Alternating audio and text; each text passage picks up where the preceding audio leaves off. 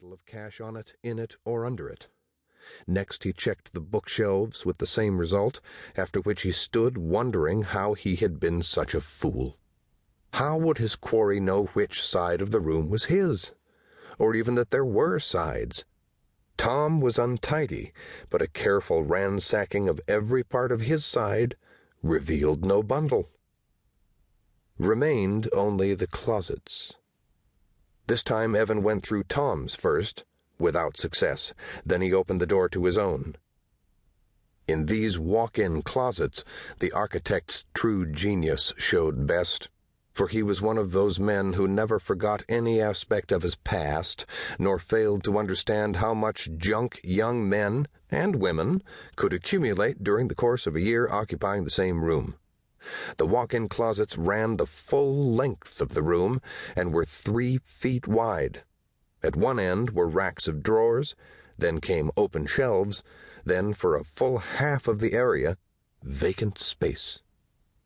Only in the matter of lighting were they poorly equipped, as a result of the dean's fear of fire in an enclosed area, 25-watt bulbs no brighter. On springs, the doors closed after they were opened, yet another crotchet of the dean's. He abhorred disorder and deemed open doors and drawers a danger as well as a legal liability. Evan flicked the closet light on and stepped inside. The door swung shut behind him, but he was used to that. He saw the bundle at once, hanging from the ceiling on a cord. He rushed to it eagerly, not surprised that his victim had chosen to secrete it inside an inside, nor that it hung in an area where there were no drawers or shelves. He didn't look up at the ceiling.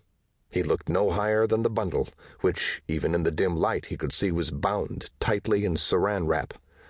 The notes showed through clearly, $100 bills.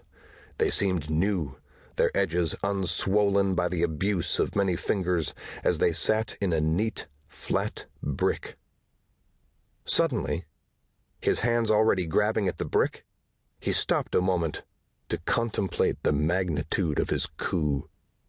The triumph he couldn't confide to anyone else as long as he wanted to blackmail Motormouth. Did he want to continue the blackmail? After all, he didn't need the money. It was simply his choice of weapon. What he reveled in was the knowledge that he, Evan Pugh, a mere 19-year-old Chubb's sophomore, had the power to torment another human being to the point of extreme mental torture. Oh, it was sweet. Of course he'd go on blackmailing Motormouth. His movement resumed. He took hold of the plastic-wrapped packet. When it didn't budge, he yanked at it sharply. An impatient jerk that saw it come away dropped downward to his hips. His hands followed, unwilling to give up their prize. In the same instant there was a loud sound incorporating both a roar and a swish.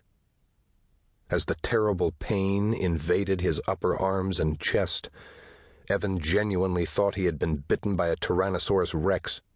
He dropped the brick of money and clutched at whatever was engulfing him, his fingers closing on cold steel fixed in his flesh. Not one, but a whole row of daggers, deep in his flesh, down past the bone. The shock had been too sudden for a scream, but now he began to scream shrilly, hoarsely, wondering why his mouth was full of foam, but screaming. The noise percolated out of the closet into the room, but there was no one present to hear it. That it didn't penetrate into the corridor was due to the architect, very much aware of soundproofing, and endowed besides with a bounteous budget. The Parsons wished something really first class if they had to part with a Rodin and some Henry Moores. Those couldn't possibly be housed in or near rubbish. It took Evan Pugh 2 hours to die, his lifeblood leaking away, his legs refusing to work, his breathing one distressed gasp after another. His only consolation as consciousness left him was that the police would find the money and Motormouth.